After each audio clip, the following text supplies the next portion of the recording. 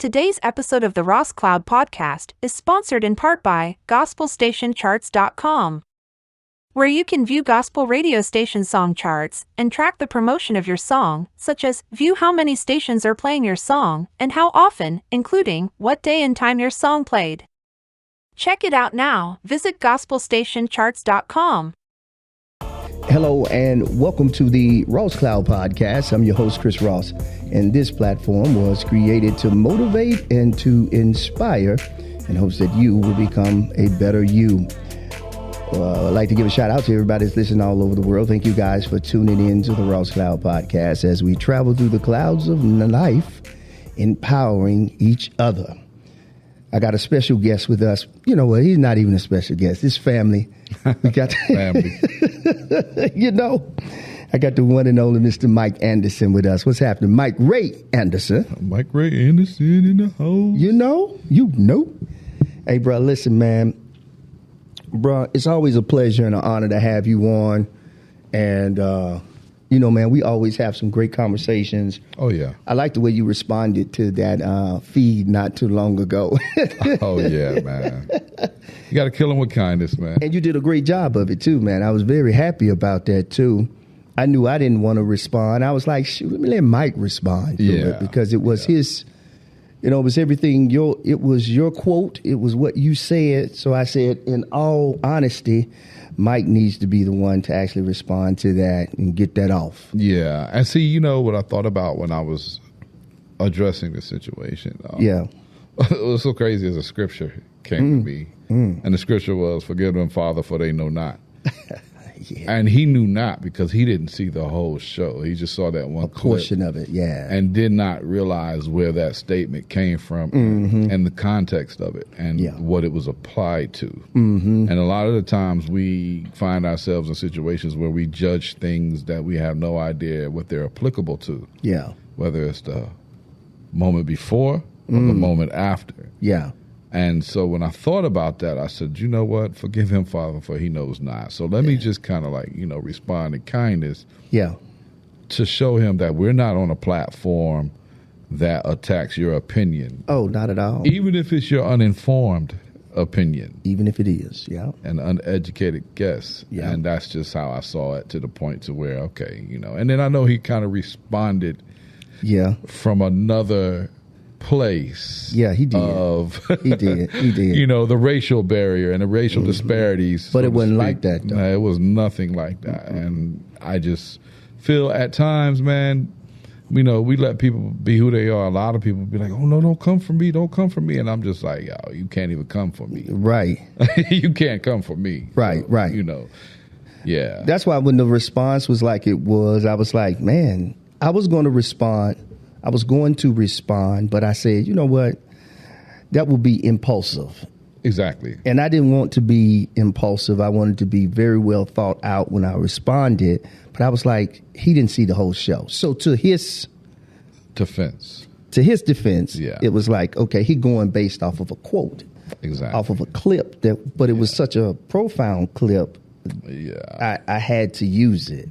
Because in the context of what you were using it in, I knew we were talking about mental health. And I was like, that make a lot of sense. Yeah. As it pertains to mental health and why we see some of the disparities in our neighborhood the way that they are. And he was talking about the upbringing of our children. Yes. And how... during the latchkey era. Yes. And sometimes it feels like our parents during that time would be attacking us, literally.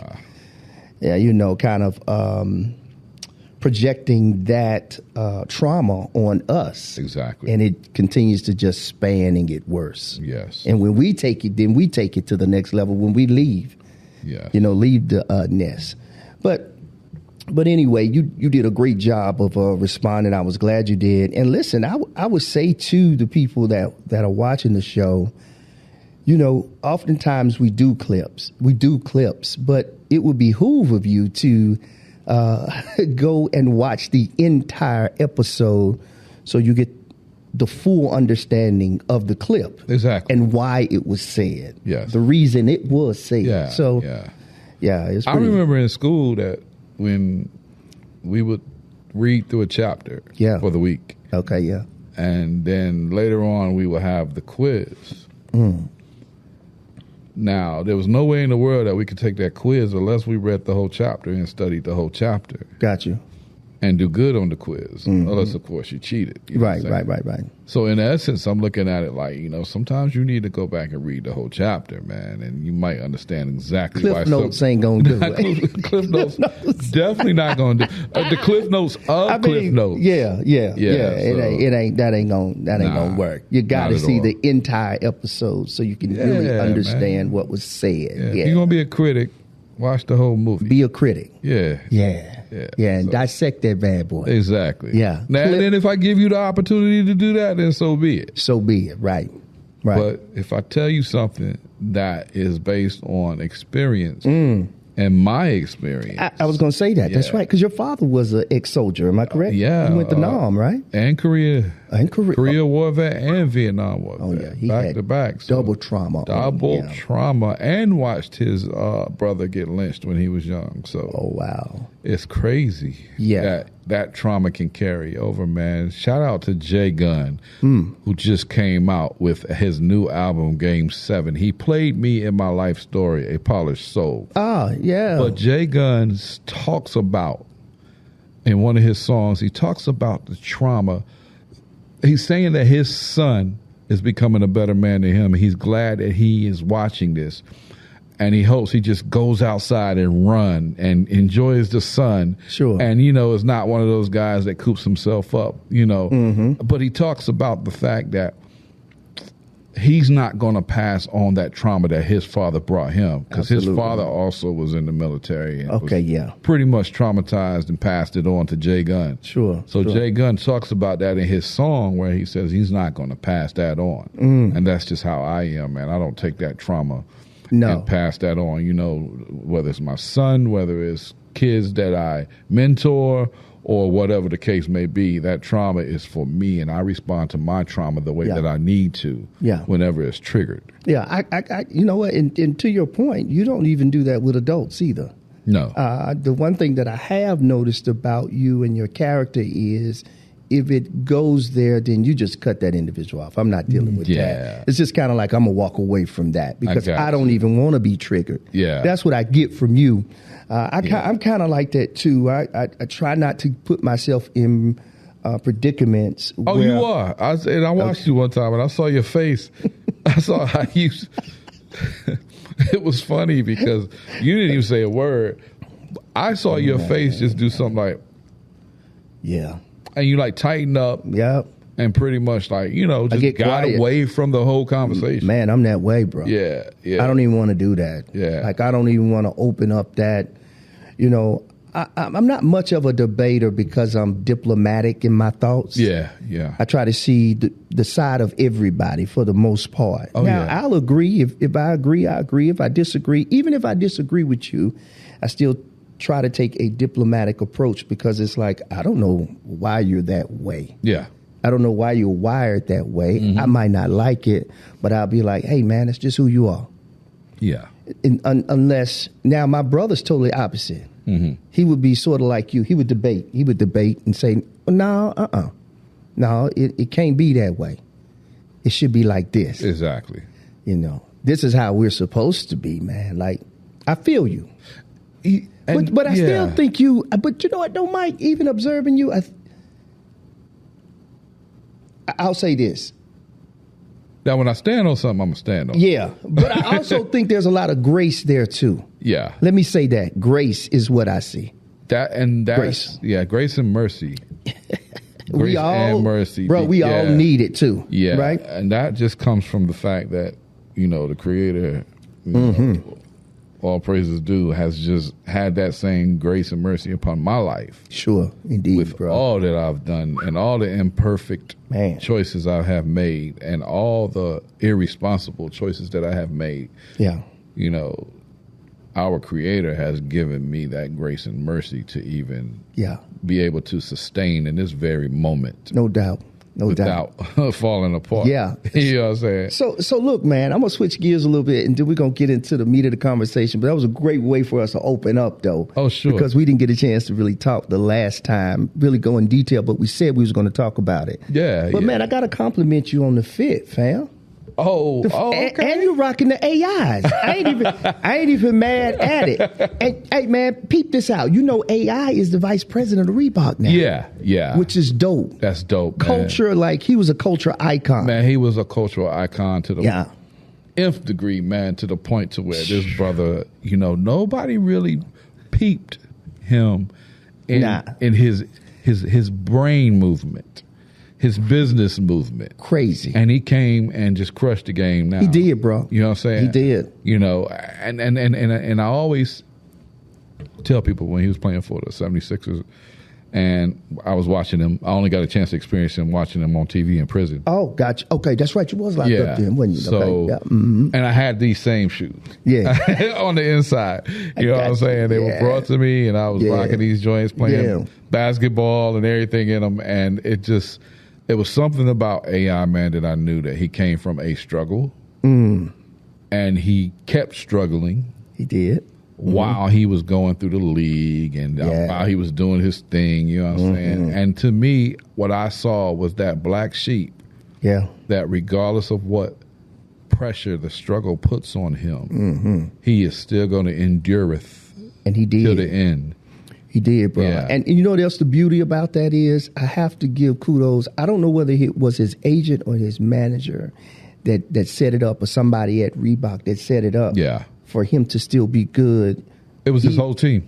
It was his whole team. Bro, it was his financial advisors, all of them. So important to have a great team around you. Yeah. That was like the best decision they ever made. I think it was $50 million, right? Yeah. 50 million? Well, I don't want to quote it. Yeah, I want to say it's around there, though. Okay. But I know it's an astronomical number. I know that. Yeah. Till he get 50, right? Yeah, I want to say it's 50. And I think he's at that age now, ain't he? Yeah, well, I want to say he's our age. He is our age, because I'm 52. How are you, Mike? 52. Okay, so he should be right at. I believe he's our age. I want to say he's our age. Ain't he? I want to say that. Because that was doing, he got to be, because I was a Hoyas fan. I think I just like the head coach. Yeah. He represented so much of us, you know what I'm saying? So I'm looking at the time slot of when I would have been in college as well as whatever, and I'm thinking he's running neck and neck. Yeah, he's running neck and neck with us on that situation. Yeah. And he right up the road, right there in Richmond. Yeah, Ain't man. That though? Right, VA, North Carolina. all day, man. And I'm just Carolina. like, you see the North Carolina as That's well. what I was saying. So let's talk about the fit. Fit that's tight, bro. The fit is actually, this sweatsuit is from Lavoyalty.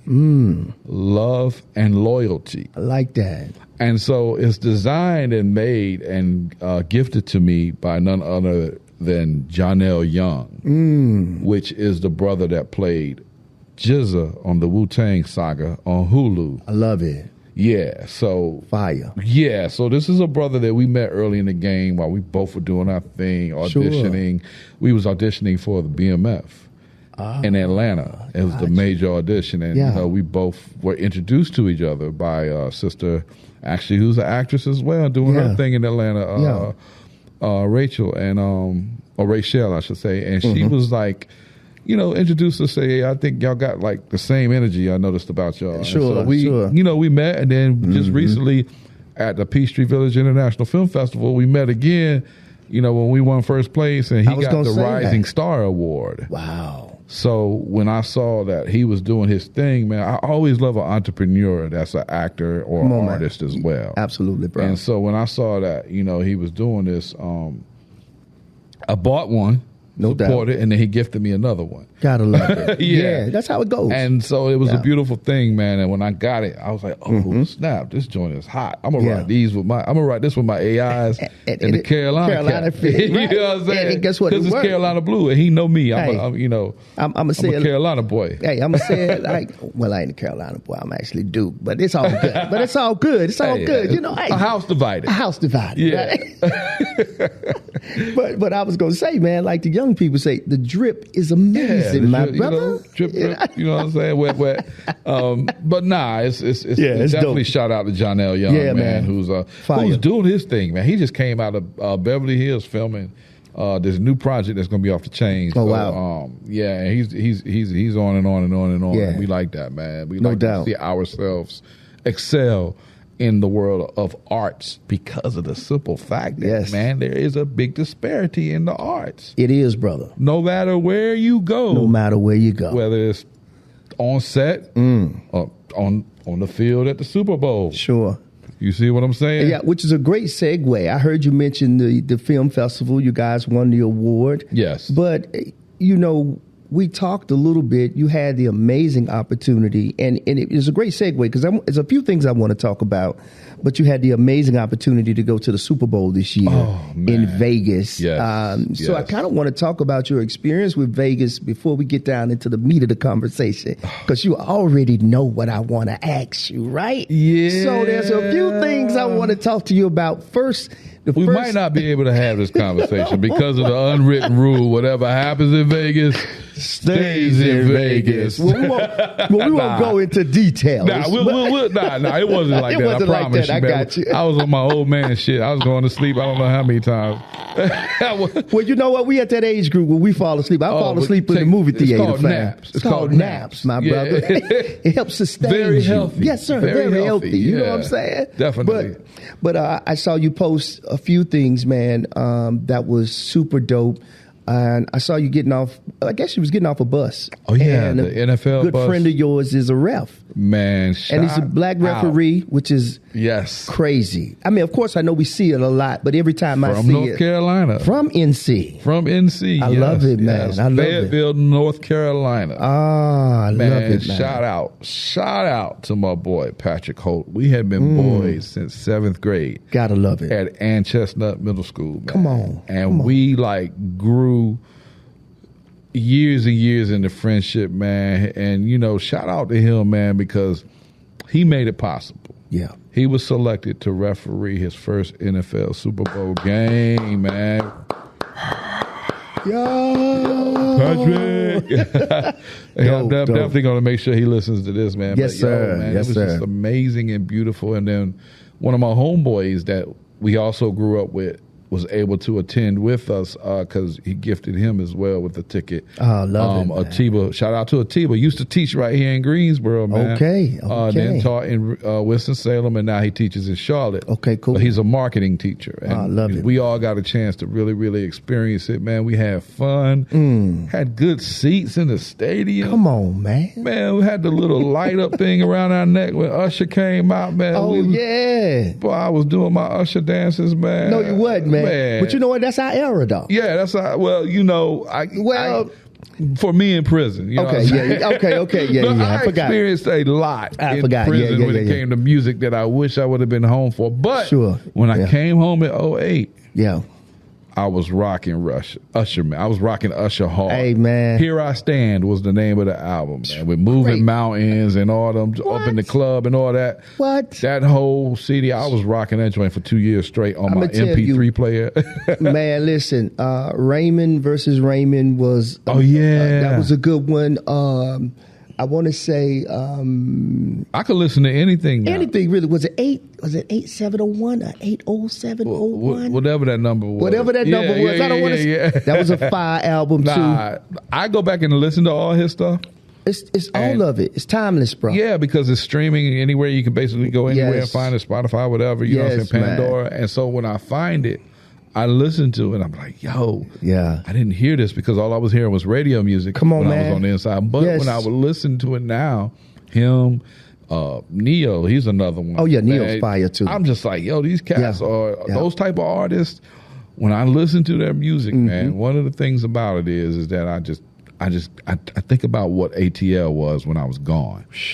And what it does. And, you didn't experience Freaknik, did you? I didn't mean to cut you off. One time. See, I did. I was in the military. I experienced it. We drove to Atlanta. I want to say the very first few that came out, I was at one of them. Piedmont Park. That's Piedmont Park. Yeah. What's so crazy is I felt like that's the only reason why I wanted to go to college. I understand that. No. I was like, no. That's your early 20s. Yeah, everybody rocking letters and all this other stuff. And I'm just like, is this college people? If this is college people, this is what I want to go to college. Bro, ATL was all that. Man. Think about the early 90s. You had Outkast. You had TLC. You had, I watched it. Oh, and I was man. like, yo.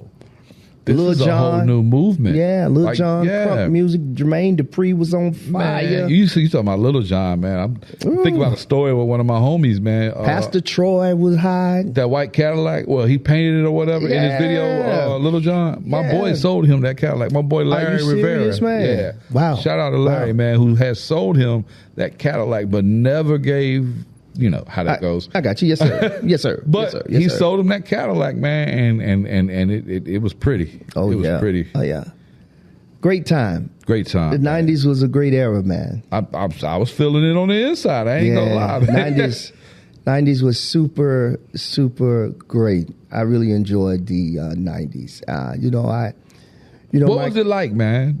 I want to vicariously live through you right now because man, I missed all of the 90s. Listen, bro, you had Jodeci, you had I could think about Uptown Records by itself, Heavy D, Jodeci. That was just a great time. The 90s were Jeeps. I know, man. BBS wheels. Yeah. The Beamers and Jeeps. The Lost Boys. I caught a snippet of it. Yeah, so like the 90s was all of that. I remember when I was in college, I was in Charlotte.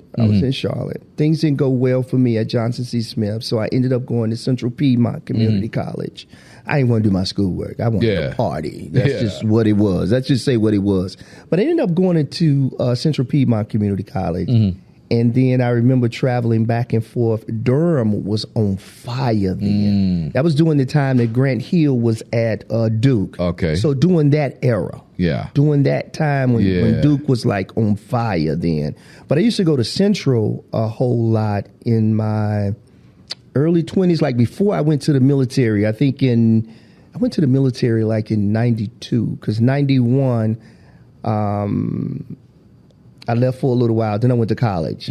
So at any rate, to make a long story short, the 90s were all of that. Yeah. It was wild, but I just don't remember it being like what we see now. Oh, yeah. Like, our wild is different from their wild. Yeah. You know what I'm saying? Don't get me wrong, it still was fights, a couple of gunshots here and there, because Durham was wild. You can isolate it back then. I was going to say. Yeah. I was going to say. We used to go to it used to be this apartment complex that was maybe like right around a corner from North Carolina Central, and anybody from Durham. Hey, you talking about McDougal Terrace. Bruh.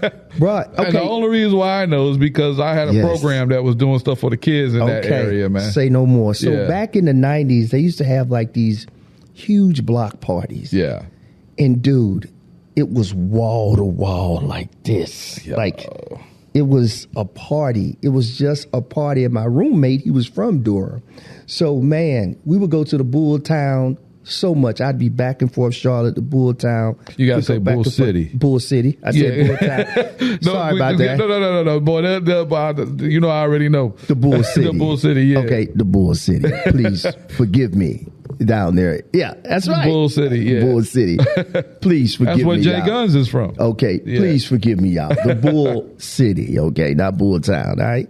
But during the early 90s, Durham was like that. Yeah. It was wonderful. It was just like around here when the Aggie Fest used to be crazy. Man, I came here. I felt like it was a Freaknik for Greensboro. It was.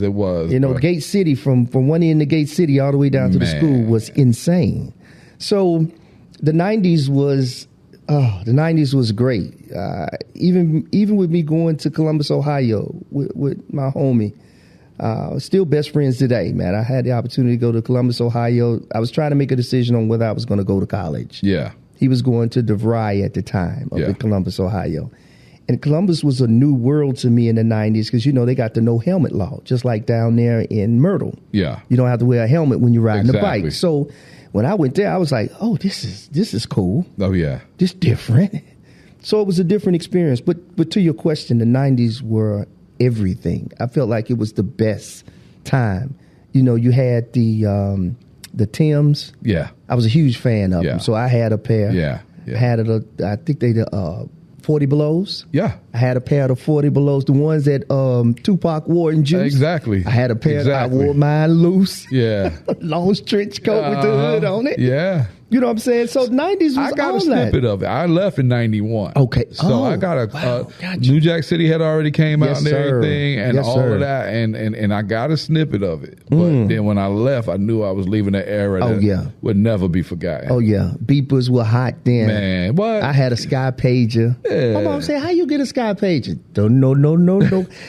73110. Yeah. No, what is it? 43110? Yes, sir. For hello when you turn it upside down? Yes, sir. Yeah. That's right, man. Yeah. We had the Southern Bell joints. Yeah. Was that the company Southern Bell? It was. Yeah, man. Yeah, it sure was, man. That was a great 90s were great, man. Yeah, the big phone, the big brick phone. It was wonderful, man. Yeah. So the 90s, to answer your question, it was great. It was everything you saw on television that you could imagine, especially if you was culturally connected. Exactly. Hip hop was at its, the 90s, bruh. You had Biggie, you had Tupac. I mean, think about it. When you think Mary J. Blige was on fire, that 411 album was sick. You know what I'm saying? You had Jodeci. Anybody from Uptown. You had Heavy D, which we don't talk about enough. That whole Uptown Soul movement. For Real, all of them, Father man. MC. I mean, you had, listen, Andre Harrell, rest in peace, brother. Yes. He put that thing he was a genius. He was. He was a mogul. He was, man. Definitely the guy that, you think about it, man, and I go back and I'm listening to all of that now. Uptown. I have a whole Uptown playlist that I listen to. Me too, bro. Because, I'd be dancing in my car and everything, man. It never gets old. When you hear, the music is relevant today. Yeah. You can still pump it in. I was just listening to Outkast earlier. Yeah. The AT-Aliens album. And, oh, man. Heavy D was my dude because a lot of in middle that was school. 2000. That was early 2000s, wasn't it? What, Heavy D? AT-Aliens. Oh yeah, AT-Aliens came out. That was Southern Playalistic. That was in the middle. Southern Playalistic. Yeah, Southern Playalistic Cadillac Music was the one that was around 95. 95. That's it. Yes, sir. That was a great album. Yeah, but Heavy D was my dude because I did Heavy D in the talent show in middle school. Got you. And I gotta bring this up, man. Go ahead, bro. I never forget it, man. 9th grade, man. And shout out to my whole crew. Keith Robinson, a.k.a. Kiki. Ronald Jermaine Simmons, a.k.a. Softbox. Jimmy Thompson, a.k.a. Ace T. I was Heavy D. They were the boys. Oh, man. And our managers, the guy I was talking about, the referee, Patrick Cole, he was acting like our manager. Yeah. And another brother that we hung around, Z. And then we came out on stage, bro. Sure. And we had on the Coca-Cola sweatshirts. Boy. With the New Balance sneakers. And I had on the Cazal shades, right? And all you heard was the instrumental going off. Oh, man, bro. Yeah. Bruh, my whole life changed when we did that, when I did Heavy D, man, because I'll never forget. At the end of every rap, I would say, because my name is Heavy D, and they would say, and we are the boys. Man, we had the dances put together and everything. Yo, dude. Oh, man, I love that. I got mad girlfriends after that, bro. I would tell you, man. People slept on Heavy, man. Heavy was the man. Big man. He could dance. Man, Heavy was the man. He was the man. And I remember him in the show Rock. He was killing it, man. Yeah, man. That was the dude, man. He was extremely talented. Yeah, gone too soon, man. That brother was amazing. Oh, the 90s, man. We could sit here and talk about the 90s, but hey, let's go ahead and shift gears. To 2024. Bro, you took me down memory lane when you said Coca-Cola shirt. Yo, turquoise blue with red writing on it. That's what we had on. Bro, them was the jump off, man. Bruh, Coca-Cola shirt. You had a Coca-Cola, then Pepsi came along, but it was that Coca-Cola man. Shirt. It was all day Coca-Cola, man. And then whatever you rocked with it, you rocked the 2 pairs of fat socks. Oh, man. You had the one pants leg up with your sweatshirt. Yes, sir. I mean, your sweatpants, and then, you know what I'm saying? like this right here. Like, yo, you kill it like that. You know? LL Cool J, yeah, right? Yeah, man. It was crazy, bro. It was crazy, man. Oh, man. Early 90s, great year. No, 90s, that was bro. 80s. Oh, that was 80s, wasn't it? Yeah, that was like 86, That was 87, 88. That's right. And it was Great just like year, amazing, family. man. Great year, man. Listen, we go down memory lane all day long, man. You had a great opportunity to meet Issa Rae, which I thought was dope. Oh, man, look, that was fire. Issa was out there looking just as phenomenal as ever, man. Beautiful black sister. We had a conversation. Yeah, love it, so, man. you know, I'll see her again in the future, man. Sure, man. Shout out to Issa Rae for being so talented, so gifted, and so successful. Yes, man. And doing her thing in the way that she does it, man. You know what I'm saying? Because I ain't gonna front. Me and my wife, we watch Insecure like a motherfucker. Yo. It's so culturally connected, like it's us. Yeah. And so when you're watching it, you just relate to everything about it. Yeah, man. I watched it. She did a beautiful job. I did too, man. I still go back and catch a couple of episodes because, oh, man. Oh, and then what she's doing now, and then the fact that she's even reaching into the community, man. I know, right? Man, I mean, gotta love it, fam. Yeah, and that was actually what's so crazy is that's like my third time running into her. Oh, I originally met her at ABFF years ago when she started at American Black Film Festival. Yeah, so when she first started, man, and was a fan of her because she won the HBO Short Film Festival and some other things, the Writers Festival. I mean, the Writers Competition. Yeah. And she just blew up, man, and just killed the game. You know what I'm saying? Like, put the game on smash, and that's what I mean. Just and kept going. Yeah, and so that's why it's personable to me when I see her. Like, I remember you from ABFF. Oh, you know what I'm saying? I love that. And I love that. You know, that's a beautiful thing, man. Absolutely, it is, man. That's beautiful, man. When I saw the picture surface, I was like, okay. Yeah. This is beautiful, man. And then got a chance to spend time with my mentor, Oba. Yeah, that's right. He had me out and about. You know I'm sure. I'm sure. Him and my agent, we were out there. You know, my West Coast agent. And, let me make that clear. Oh yeah, because you know you can have two different representations. That's I'm in right. the Southeast most of the time, but I have a West Coast representation. We was out there doing it, man. He's legendary. And then I saw the respect, man. I just got a call from him the other day, and it just made me so grateful that I have him as a mentor. He called me to, and this is what I love. He called me to give me love and correction on something. Oh, wow. Yeah, because he said, that's not you. I saw something, and it had a lot to do with, you know, how I kind of fumbled with my words at the Virginia Black Film Festival. And so he said, I can tell you're being impacted by certain energies. He's like, and that's not you. So I'm calling you out of love. And he told me what he told me, you know what I'm saying, which is, of course, you know, definitely was for me. Absolutely. And he when he said it, I could not do anything but agree with him. Yeah, because you're right. I knew that. And I told him, I said, I know. Yeah. I felt it when it was happening too. Yeah. And I was like, I'm trying to, you know, when I'm involved with people, partners and stuff like that, you gotta be careful how your energy and who's around you and what's around you. Yes. So when he told me that, he gave me a tip on how to isolate myself. And I took that tip, I took that nugget, that gem that he dropped and on ran me, with it. And I thought about it. I said, okay, God, why am I so special? You just that's a best. You know, Oba Babatunde is a beast. What? 50-year veteran in the game, you know what I'm saying? And an A-lister at that.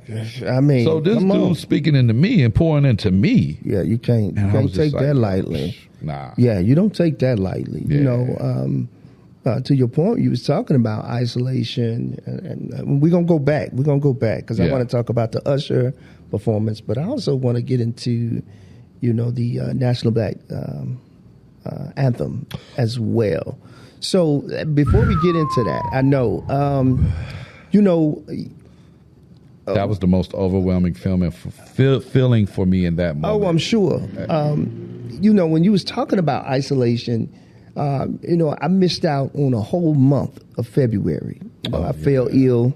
Yeah, I felt ill, so I missed out on a whole. I was worried about you, brother. I know. I was like, bro, when that thing hit, it hit, fam. Yeah. But I'm all right. You know what I'm saying? But during that time, guess what? I was isolated.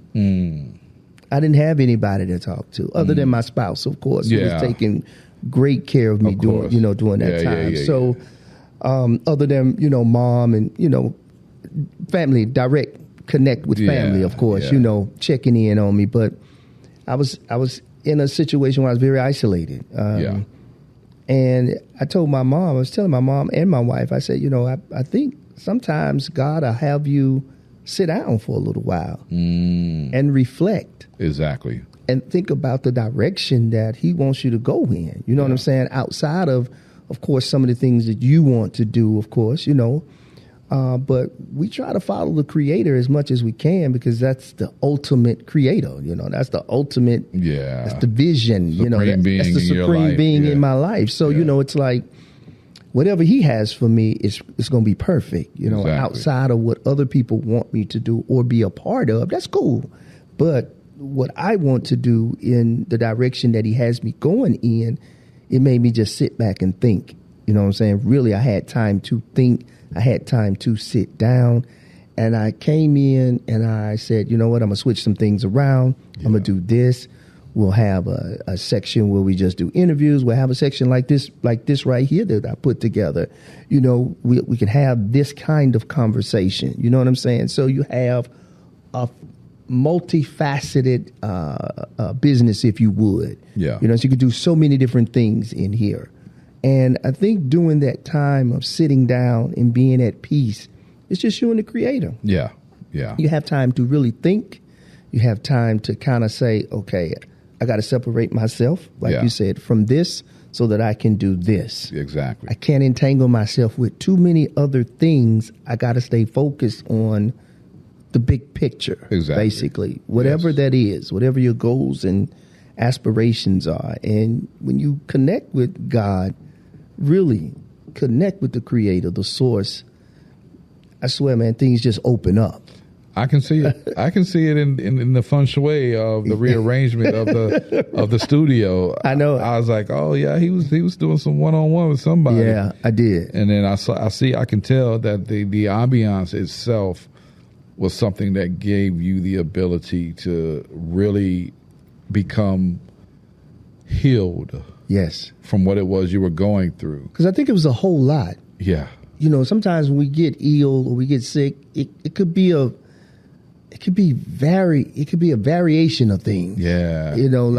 It could be stress and you don't know it. Yeah. It could be overthinking it too much. And just that amount of just thinking about, I got to do this. I got to get this done. I got to get this done. Man, that stuff will drive you insane. And I think sometimes we as men, yes, as black men, come on, are afraid to say that we have things that we can do that's therapeutical for us, like cleaning, like rearranging, like innovation. Mike, those things really, really open us up, and they're therapeutical for us. And we have a tendency to overlook that stuff when in all actuality, sometimes, we're just like our counterparts, man. The women wash dishes for therapy, and I find myself sometimes when I'm washing dishes, it's therapy for me. Mm-hmm. Or when I'm doing something constructive, it's therapy for me. Yeah. And so, I'm so glad that you do not sound like you sounded a few weeks ago.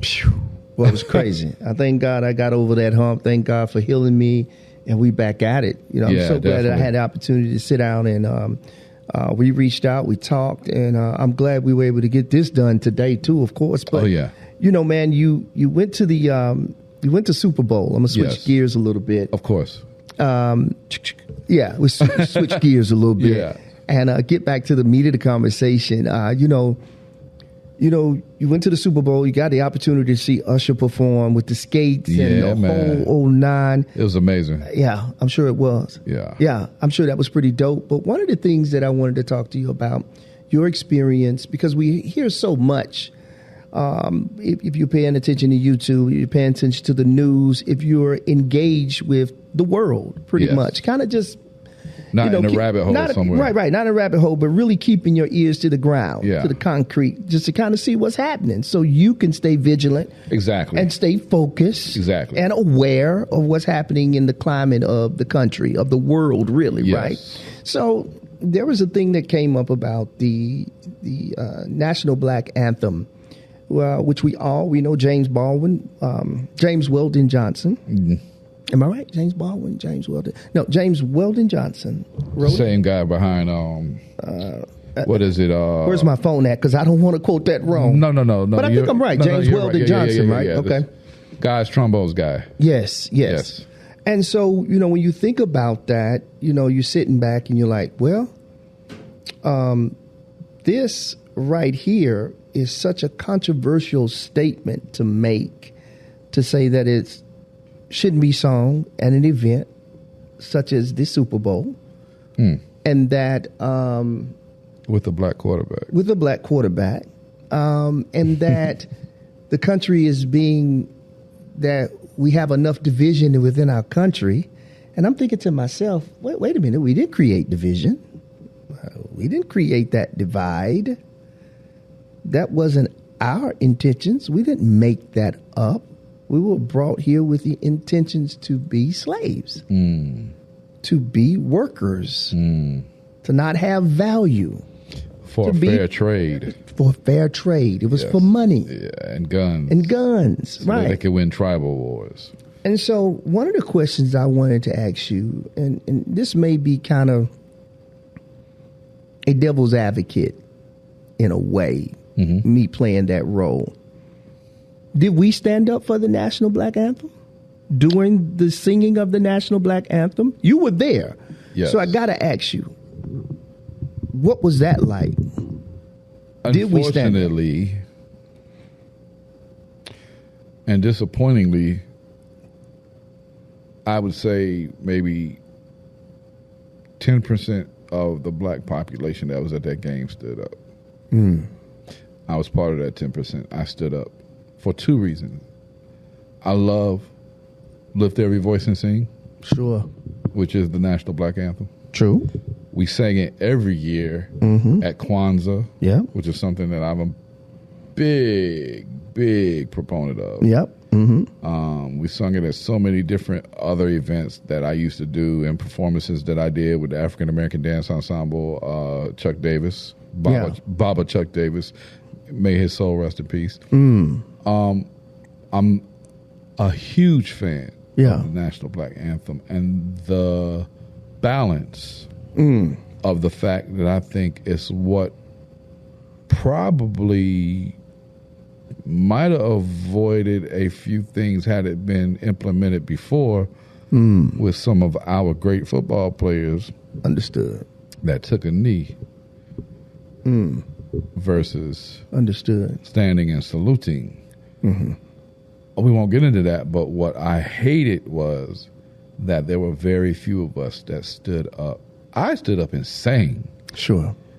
Yeah. I was looking around and I was just disappointed. And in my immediate vicinity, there was people that I was joking with the whole time before the game started that, were brothers and sisters that didn't stand up. And I was just whoa, what's going on? And the fact that we have a Grammy Award-winning, Grammy-nominated, Emmy-nominated sister, yes, sir, Andra Day, singing this song, talented, wonderful, phenomenal sister that's coming up through the ranks.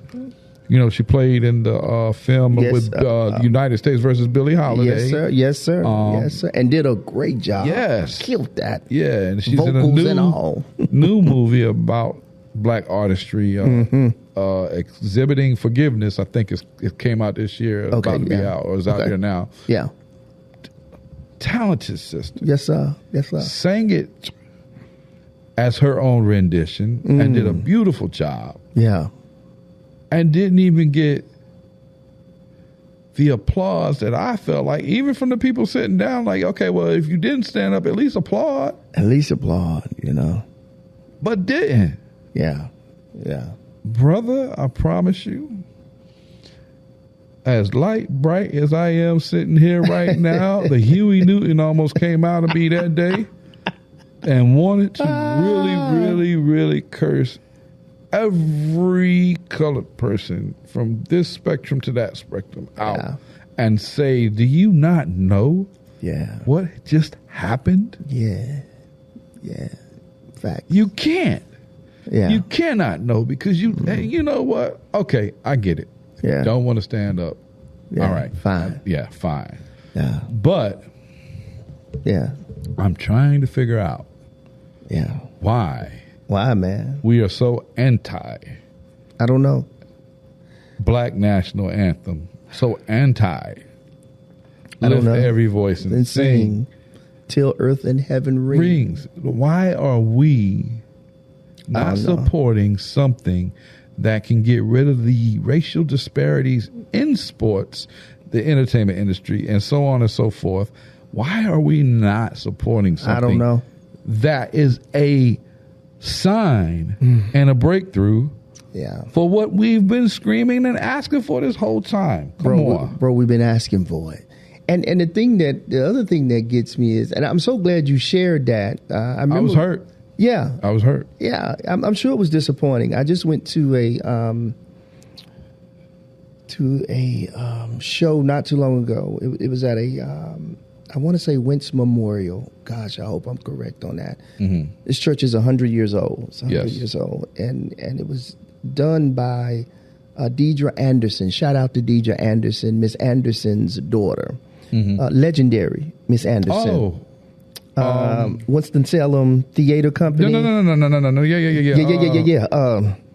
I know you know. Yeah. Miss Anderson. Legend. Yes. Legend in the theater world. I hate okay. this. I hate this. It's okay. This So her charging daughter. to my brain. That's to my okay. heart. That's okay. They put on this beautiful event and we sung the National Black Anthem. Everybody stood up. Yes. And then we clapped afterwards. Yes. Yeah. So the value in that, I think we just have to get back connected to us and learn to love each other. It shows. So then you say, well, this is why our counterparts act the way they do sometimes towards us. Because We don't show love to one another. man. We literally hate each other, Mike. And we kind of talked about it. We're selfish with one another. Yes. We are.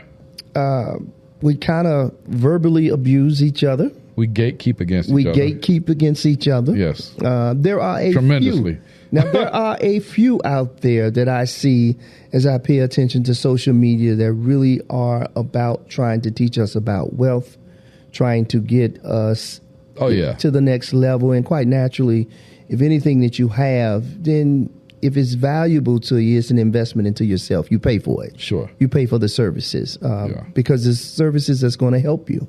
Exactly. So if you got it at the time. Now, I'm not, I understand if you don't have it. But if you got it, go ahead and invest in yourself and get it, especially when it's coming from black voices and black talent and people like that who have that proven success. They have proven success. Yes. So they're just giving you their methods.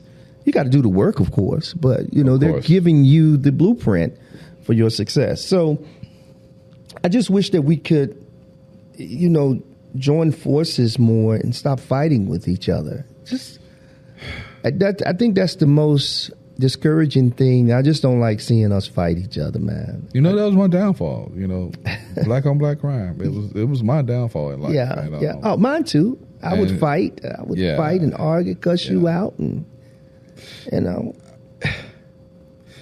What's so crazy is that it's a lot of trauma in that too. But go ahead, a Mike. lot of trauma. A lot of it, bro. A lot of trauma. A lot of it, bro. And it's just like it happens because you're reacting to envious, jealous, opposing principles that come up, principalities that come up against you in your quest for life. And what I saw when I stood up, and it was very dense around me in reference to those standing up.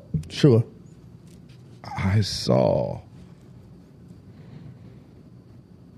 a sudden pain strike. Believe it or not, I don't know what it was that I felt, but I saw something on Andra Day's face. Yeah. Because I felt as if she can see into the stands. Yeah. And not see what it is that she hoped she would see in reference to those that needed to stand. She sung with so much pride too. Yes. The background was so prideful. The dancers were so prideful. And you know what? It was another thing that I saw. You know how the Walter Payton Award, yes, that they give every year during that time to that player that has shown great community service. Yes, in service, because that's what that Walter Payton Award is all. Exactly. The humanitarian award, I think somewhere in there, right? So there was this one brother that I saw while she was singing. He was, I was like, he get it. Yeah. He get it. Yeah. He understands what this is about. If you couldn't feel that, I was at home. I wasn't even there. Bro, so I can't even imagine what you felt while you were there. I felt emptiness. And I'm going to tell you right now. But I could tell that there wasn't too much engagement. I hope they find tape. If anybody want to prove me and say, did he really stand? Go look for it. If you got the money to go track down this tape, I promise you, if you find the footage from this game, I'm upstanding and singing. And enjoying the fact that it's being sung at the Super Bowl. Yeah, it's a big deal, man. That was huge to me. Yeah. As much as I love that song and celebrate it in other places and other events that I do. You know what I'm saying? We'll never go through Kwanzaa without singing it. Come on, bro. Never. And I'm just like, hold on. Yeah. We're at a national championship football game. Seen worldwide. Talk about change. With billions of dollars going through this whole event. And y'all are sitting down. And you know what else that gets me? We give flack to those that are in position to make that happen. I still attribute a lot of this move that we see happening within the NFL is because of what Rock Nation is doing. It's because of what Jay-Z is doing. It's the culture is being brought. The culture is being brought, because that's one thing that I hear him speak about a lot. You know, bringing about cultural. Yes. I mean, we're in there. Where's the representation? Yeah, he was right there. He was right there on the field. Literally, he walked past. Correct. And I saw this. Yeah. I saw this stature in him that he knew, in spite of who he rubs elbows with, in spite of who he bumps shoulders with, he knew that he was bringing that boss game to the NFL. Yeah, man. Through Rock Nation, through everything. Yeah. And I'm sitting there watching him. He's allowing Blue Ivy to sit there and witness this sister sing the national black anthem at the Super Bowl. And I'm just like, ain't none of y'all standing up celebrating this? Ain't nobody standing up celebrating this? But I'm looking and I'm seeing her. I'm so glad I turned around and focused right on the field and looked at her. Yeah. And saw her like basking in the glory of this happening. Dude. And I'm just like, how can nobody else around here appreciate this? Like this young girl that comes from this family that everybody knows is the first lady and president of entertainment. Right. You know what I'm saying? So to speak. You know what I'm saying? That comparison. Oh, I'm with you. And I'm just like, okay, how can you not see her appreciation and stand up and appreciate it yourself? Oh, man. Listen. But yet and still, they get so much flack. Oh, I'll get a lot of flack. About they're part of this, they're part of that. Man. But in my mind, I'm just like, okay, well. I always say somebody has to make the sacrifice. Yes. For somebody to move forward. I don't care, good, bad, or indifferent. There's always a sacrifice that has to be made. Always, man. In order to get to. Always. Whether you agree or with how the method or how it was done. Hey, man, you know, I'm looking at what we've been able to accomplish and the people that are in those rooms that are speaking for us. Yes. So, damn right, it felt good to see that song. And we've been seeing it now even more so. Yes. The Black History shirts in the NBA. Yes. Come on, bro. Come on, man. You know how good that feels? Bruh. Thank you. Thank you. I'm getting ready to predict the future right now. Hopefully it gets better. And I know now, Mike, let me say this, Mike. Go ahead, bro. About what you just said? Yeah.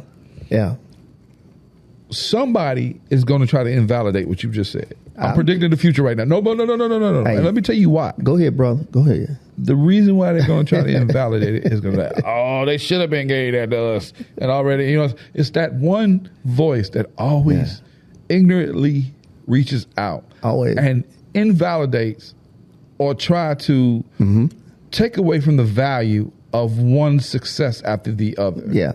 And in my mind, I'm like, okay. Yeah, man. It's the same thing, though, that you've been crying about that doesn't exist. So now that it exists, why are you trying to invalidate this and say, well, that ain't nothing? It is something. It's a step forward. I heard Donnell Rawlings talking about when he walked through Tyler Perry's theater. Yes. I mean, through the land, not theater, excuse me. Put some respect on that. Yeah. Yeah. Put some respect on that, excuse me. You mean the compound? The compound.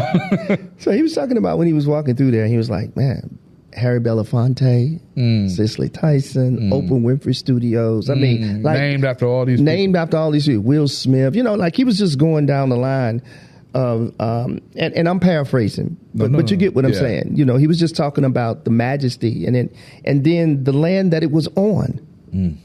And so when you think about that, I've taken that tour. Yeah. So see, I haven't taken the tour, but just to see when they do like a drone footage, of the campus of the land, bruh, you looking at it like, wait a minute, he just brought Hollywood to Atlanta, like, bruh, he just brought Paramount to Atlanta, but it's Tyler Perry Studios, bruh. There's so many mixed emotions with that. It's a lot of mixed emotions, yeah. and you know what?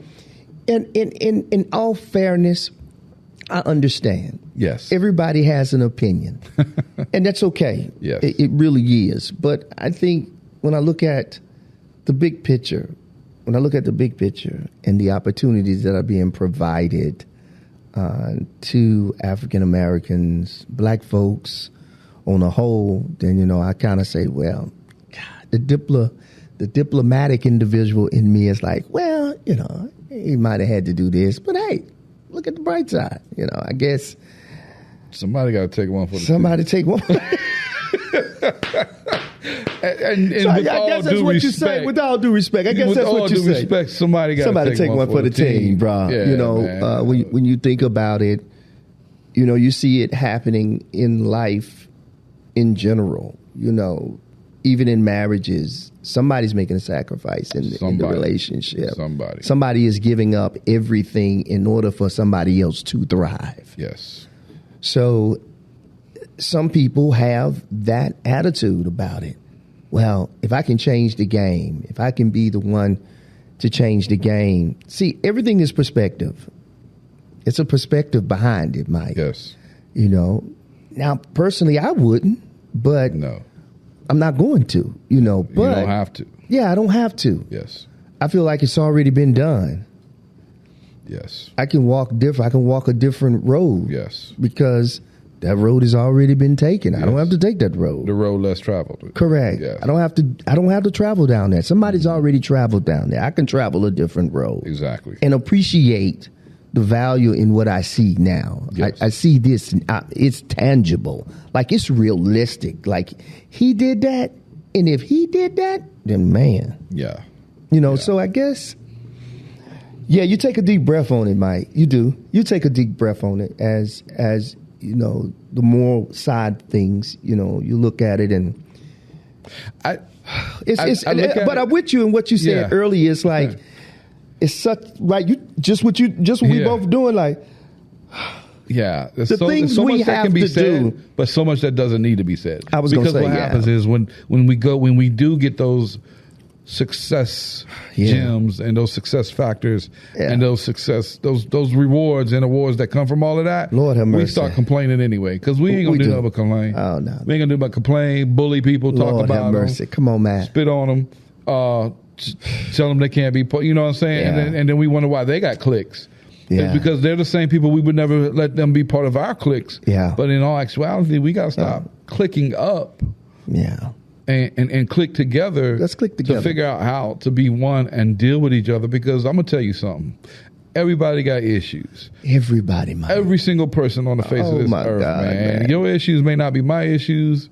My issues may not be your issues, but we all got them. Brother, we got them, And the thing about it is that I'm getting to the point to where I can discern what's best for me without judging you. Yeah, I was going to say that. Yeah, without judging you. Without judging you. Yeah. And I'm getting to the point where every day I'm learning more and more and more because I'm in the industry and I'm learning how to stop judging at one point. When it was a defense mechanism for me. I was in prison. So it was a defense mechanism for me to judge and for me to discern where not to be, what areas not to be in, what cell blocks not to hang around, what people not to hang around. Yeah. Because, there was a surviving and thriving situation there. So when I look at it now, it's like, okay, there's so much space in the industry. If I choose not to be around something, I don't have to be around it. That's right, Mike. And if I choose to go the road less traveled and take my path and journey in a different way, it's okay. And still find my success factor, it's okay. It's okay. It is. It's okay. It really is, man. That's why. Let bygones be bygones. Let bygones be bygones, man. I love you anyway, brother. Yeah. Do your thing, baby. Do your thing. Love you, brother. Love you, sister. Salute you. Love you. Love you, they. Yeah. You know what I'm saying? Salute. Them or whoever. Yeah. I get what you're saying. Yeah. I was looking at to what we're talking about now. I was just thinking about some of the old actors and some of the roles that they had to play. Just so we can have the Denzels. You said it right. Pay. Yeah. Boy, they paid. Sacrificial. Oh, my Lord. Yeah. When I looked at, you might know, Mike, what was the actor that always, I was looking at some old black theater where it was old Paramount movies, old Warner Brother movies. And there was this one black actor, he always played that, yes, balls. And, oh, yes, balls, I'd get it for you there, balls. And, yeah. I have. Now, he went on to, he was a millionaire, don't get me wrong. Yeah. But he was very wealthy. A lot of people don't know that. But when you think about how he had to literally, I couldn't imagine playing those characters. Those characters that they had to play then. We talking what, Mike? Is that 30s, 20s? I'm saying 40s and 50s. 40s and 50s. Yeah. So when I think about those characters that they had to play in order to become. In a time and period where a lot of things were censored. A lot of it. Those things were not. They let that be the most it was lucrative role that needed to be. The birth of a nation. The birth of a nation. Prime example. Which was glorified. Yes, and put up here. And then when my brother Nate Parker took it to a different level. Yeah, he did. He was ridiculed. He was outcasted. He was. And in my mind, I thought, okay, so he changed the narrative. He did. And when he changed the narrative, they ain't like that. But that brother stood tall like a soldier and he took his sacrifice. He did. And endured it, and is one of the greatest. He was supposed to be up next. I don't know how many times. Oh man, come on! He's one of the. And you know what? I don't even want to say the word because the word GOAT has been taken to another level now here recently. Recently because of Baphomet and all this. It's but so anyway, much. Yeah. He's one of the greatest of all times. Shout out to Nate Parker, and I had a chance to work with that brother and get to know him. Yeah, I love that brother absolutely. And I hate that he went through the fire on all of that. He did, but one of the most recent projects, American Skin, is just as great. And that brother, man, brother is long overdue for being up next. I promise you. And he's coming. Oh yeah, he's killing them now with that streaming platform, Mansa. Yeah. Woo. Man, when you look at how filmmakers change the narratives in those movies, and they're like, okay, well, that's just like Django. Yes. See, the product concept is what they call it. And the thing is, the thing is, there were black bounty hunters then. Yes. During that time. Yes. To make money to capture slaves. Yes. They were, the things we've had to do as a people, the things that we still are I was about to doing. say that we're still doing. So nothing's really changed, Not at Mike, all. right? Not Now, got a little bit more money. Just a little bit. Got a little bit. Got a couple billionaires. Thank God of COVID and stuff Thank like God. that. Yeah, we got a few. We got some checks here and We there. got some checks in there. We could go some places now. Yeah. We could sit at some Yeah. seats now. Yeah, Sit at rub we could be in the elbows. boardroom. Yeah. Get in the boardroom. We could bring about change. You know, Yeah. we could see some great things happening. But I will say this: we do have a long way to go, just based off of what you observed during the Super Bowl. We can't fall in love with. You know, Kanye said it the best. The what? Because Well, he said so much. I'll take it back to. Okay, I'll take it back. It's great. To, yeah, He said some I great would take things. it back to. He said, It's a what? A state of what? They taught us to love their wealth yeah. and hate ourselves. Self. Very a profound statement, right? Deepest. You know, when you really think about that. So that's what's happening. We've fallen in love with the money, with the wealth. Yeah. And Dollar bill, yo. dollar bills, y'all. You know, we've fallen in love with it. Yeah, man. But we have turned around and we are literally hating each other.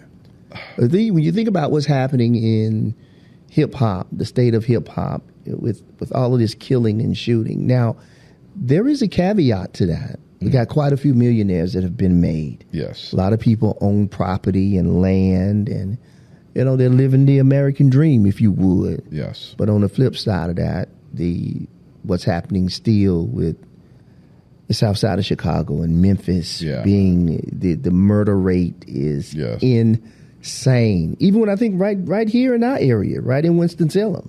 Yes. All of the murders of Fayetteville, Greensboro, just Charlotte. I mean, when we think about Raleigh-Durham, just period, what we see happen, I don't want to just say one city, one town, one state, but across this nation. Yes. When we see what's happening with us, we still have to sit back and say, oh, we got a long way to go.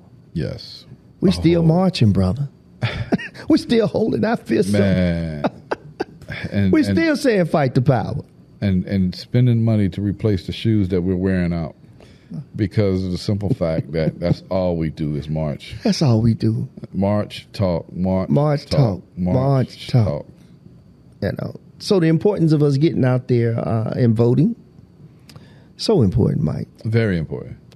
Being engaged. But not just vote for the people. Not just vote for the people, too, though. Vote for the laws. What I mean. You got to vote for those laws. The policies. Yes, the policies, man. You know, I like what I said this on the previous show. So this will be a show that was pre-recorded with Miss Rochelle Tucker, amazing individual. She works for the city of Reidsville, and we were just talking about. I made reference to Big Mike and what he was saying about we got to get involved with our local politicians. You know, the local. Got to go to the meetings, the town hall meetings. Exactly. You know what I'm saying? We got to know. It's fine that we vote, but we need to find out what's happening right here in our own backyard. We everywhere else being nosy. But why can't we go to the town hall meetings? Let's be nosy at the town hall meeting. Yeah. Let's see what the hell they talking about. Hold on. Yeah. And something she said, I asked her a question about gerrymandering. We got into that conversation. And I said, Ms. Tucker, do you think it's fair? Do you think it's unfair to politicians with gerrymandering? She said, absolutely it is. Of course it is. She was like, how in the world can they gonna lose votes? Yes. That black alderman, he don't know nothing about nobody over here in Stokesdale. Mm-hmm. We can go even to the smaller towns, and they draw that line right here. Yeah. Who gonna vote for you? And I'm a Democratic. Yes. And we got Trump land over here. We got Biden land. Whatever it is, you get where I'm coming from, right? Mm-hmm. They're going to lose that. It's going to hurt that politician. They're going to lose every time. Man. So, you know, that was a conversation that we had. And she was just talking about the importance of getting out and voting. And she made another statement, Mike. She said, man, I wish you could have been here. But that's all right. You here now, brother, in spirit. You know, you here, brother. You always here. But, you know, she was talking about, like, you'll be surprised. She was like, Brother Ross, you'll be surprised at how even with today's climate and what we see happening, people still don't vote. No. She said they don't vote. And I'm sensitive to that. You know why? No, tell me why, Mike. Because I didn't have my voting rights at one point. Oh, how did you get them back, Mike? I got them back. I got them back because I went and reinstated them. I went and chased them down because I got off parole. When I first came home in 2008, after serving 17 and a half years on a life sentence, I was on parole for 5 years. I could not vote while I was on parole for 5 years. It hurt me that I couldn't vote the first time for Barack Obama because I wanted to vote for Barack Obama. Wow. However, I was able to vote, again when the time came. And in all actuality, I got my voting rights back. I got my traveling international rights back and everything. So I was able to get my passport because I was no longer on paper and I was no longer involved with the system. Yeah. I was no longer a resident of the North Carolina Department of Corrections. Man. So I was able to reinstate all of it. I went and registered, chased it down, and guess what? I vote. Mike, I love that perspective, man. Thank you for sharing that, man. That's serious. We don't realize how valuable something is until it's taken away from you. And it was taken away from me. It was taken for away years. The last time I voted was in 1990. And was able to vote again in 2014. Yeah, so listen, get out there and vote. Exercise your right. And I'm telling you to get out there and vote, and vote some more. Not just for people, but for policy as well. That's it. Policy, get to them town hall meetings. Yes, and listen and be nosy like you nosy everywhere else. You nosy everywhere else. And guess what? For nothing. Listen, while we talking to you, we talking to ourselves. I got to do a better job too. Yeah. But, we're absolutely right. You got to get to them town hall. You can look at my social media. I got countless posts of I voted stickers. Yes. I vote. Yes.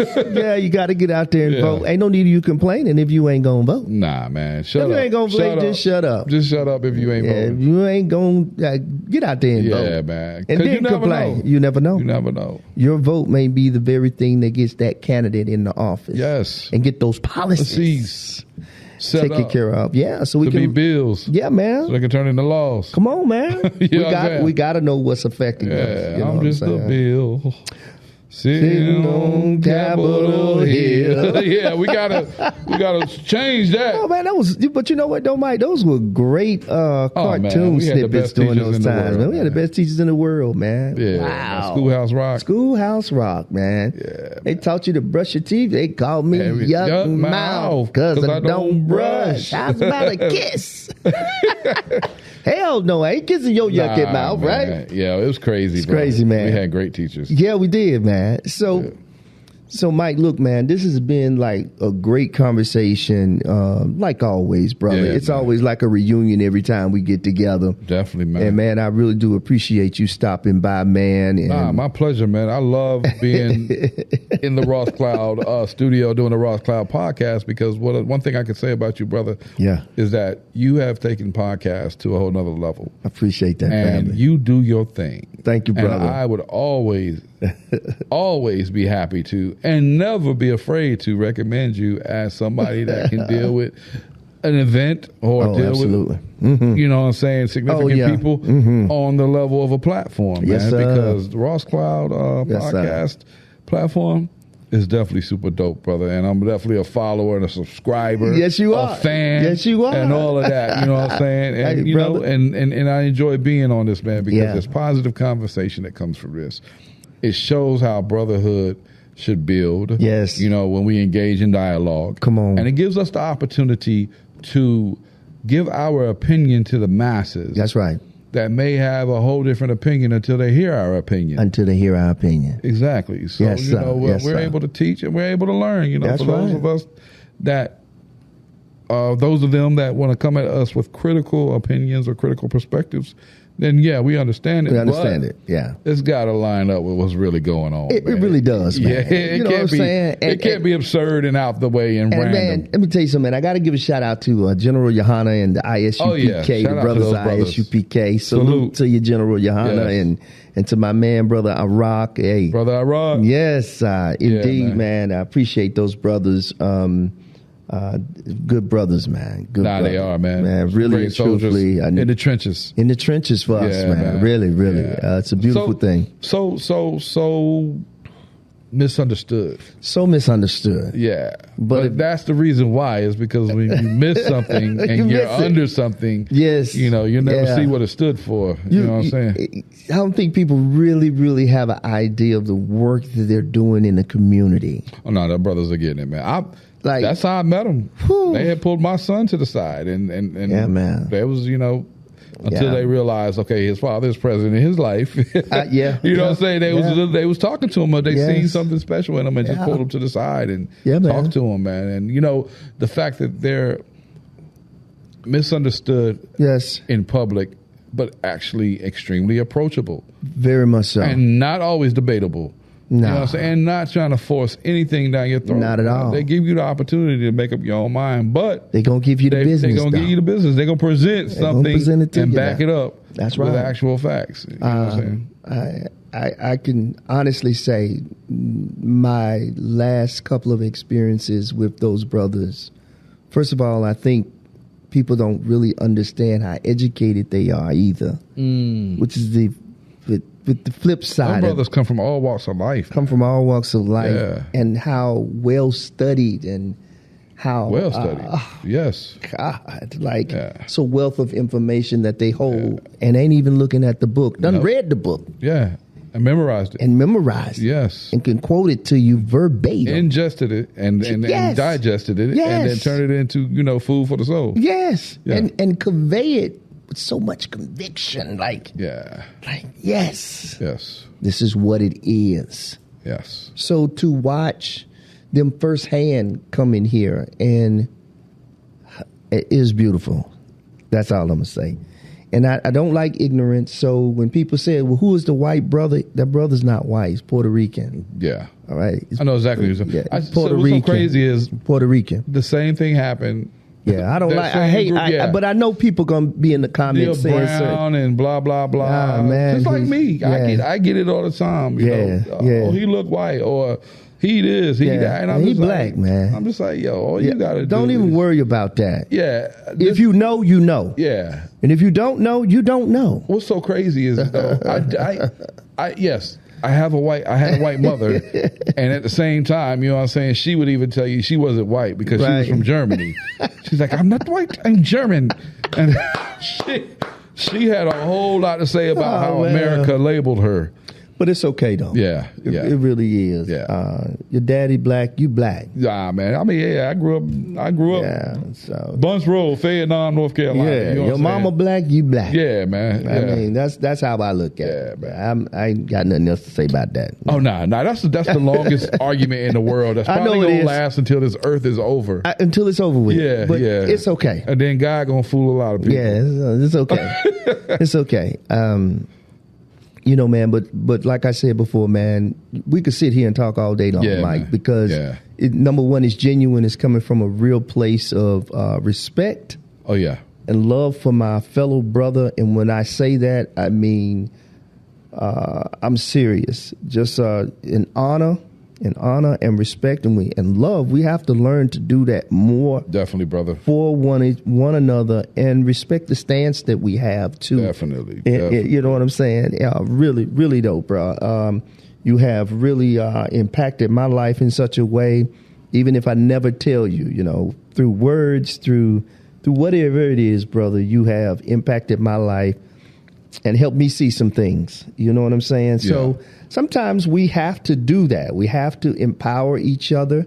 And it ain't always about money. Nah, man. Iron sharpens iron. Yeah, it's about knowledge. It's about the relationship. It's about taking the knowledge that's been presented to you and then using it and then move on it and do what you know what I'm saying? You know, because my thing today was, hey, I don't get to see Mike that often. He on the road.